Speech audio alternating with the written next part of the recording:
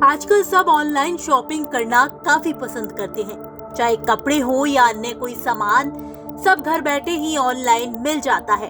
अब हम आपको एक ऐसे चौंकाने वाले मामले के बारे में बताने जा रहे हैं जिसको सुनकर आपके होश उड़ सकते हैं। दरअसल एक शख्स ने ऑनलाइन लेडीज अंडरगारमेंट बेचने वाली कंपनी जिवामे की वेबसाइट हैक कर 15 लाख हिंदू महिलाओं का पर्सनल डेटा चुरा लिया।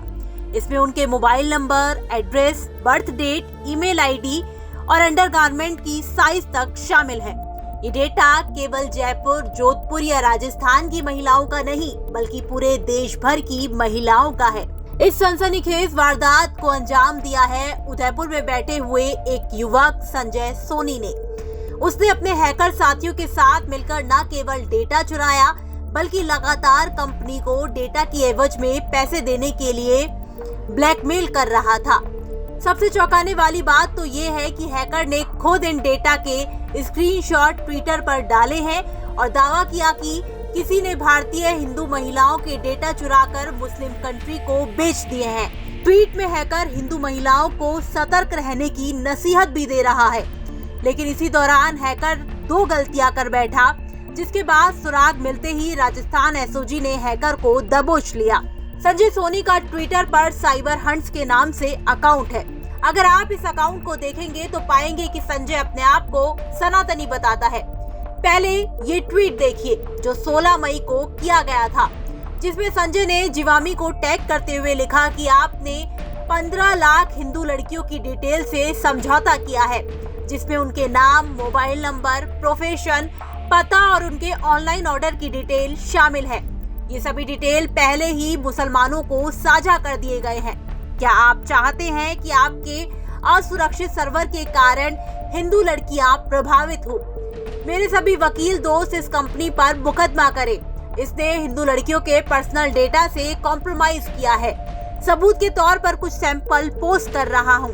प्रिय महिलाओं, अब आपका डेटा सुरक्षित नहीं है क्योंकि ये पहले ही मुस्लिम डोमिनेंट ग्रुप्स में सर्कुलेट हो चुका है। इस कंपनी की हर लेडी यूजर को इस पर एफआईआर दर्ज करवानी चाहिए। इसके अलावा बाकी सभी डिटेल्स दिल्ली में कपिल मिश्रा को भी शेयर कर दी गई। सभी लड़कियां सुरक्षित रहें। इसके बाद 25 मई को दूसरा ट्वीट किया गया, जिसमें संजय ने खुद ही कई महिलाओं के डेटा का स्क्रीनशॉट शेयर किया। दावा किया गया कि इस तरह से करीब 40 लाख हिंदू लड़कियों का डेटा मुस्लिम देशों को बेचा जा रहा है। ये उन लोगों को दिया जा रहा है जो आपको लव जिहाद, किडनैपिंग, रेप, एसिड अटैक जैसी मुसीबतों में डालती है। इन 2 ट्वीट्स के चलते ही संजय खुद ही अपने जाल में फंस गया। इसी बीच जिवामी कंपनी ने राजस्थान एसओजी के साइबर क्राइम पुलिस स्टेशन में शिकायत देकर बताया कि उनकी कंपनी लेडीज अंडरगारमेंट्स का ई-कॉमर्स व्यापार करती है। जयपुर में भी कंपनी का शोरूम है। इस कंपनी की देश भर में 92 लाख महिलाएं ऑनलाइन ग्राहक है। 24 अप्रैल को कंपनी के ऑफिशियल मेल आईडी पर एक शख्स ने मेल कर बताया कि उसने हमारी कंपनी सर्वर को हैक करके 92 लाख महिला ग्राहकों में से 15 लाख का डेटा चोरी कर लिया है। कंपनी ने एसओजी को बताया कि साइबर हंट्स नाम के ट्विटर प्रोफाइल से कंपनी का डेटा चुराकर ब्लैकमेल किया जा रहा है और इंटरनेट पर इसे हिंदू मुस्लिम एंगल देकर सांप्रदायिक सौहार्द भी बिगाड़ा जा रहा है। इन्हीं हरकतों से कंपनी की छवि को नुकसान हो रहा है। इन्वेस्टिगेशन में सामने आया कि ये पूरी गैंग इंटरनेट पर हैकिंग कर कंपनियों के डेटा चुराती है और उसके बाद इन डेटा को पब्लिकली वायरल करने के नाम पर ब्लैकमेल करती है। कंपनी जब इनकी बात नहीं मानती तो ये इंटरनेट पर कम्युनल एंगल देकर कंपनियों की छवि बिगाड़ने और उसे अपनी डिमांड पूरी करने पर मजबूर कर देते हैं। फिलहाल इसे राजस्थान का सबसे बड़ा हैकिंग कांड कहा जा रहा है।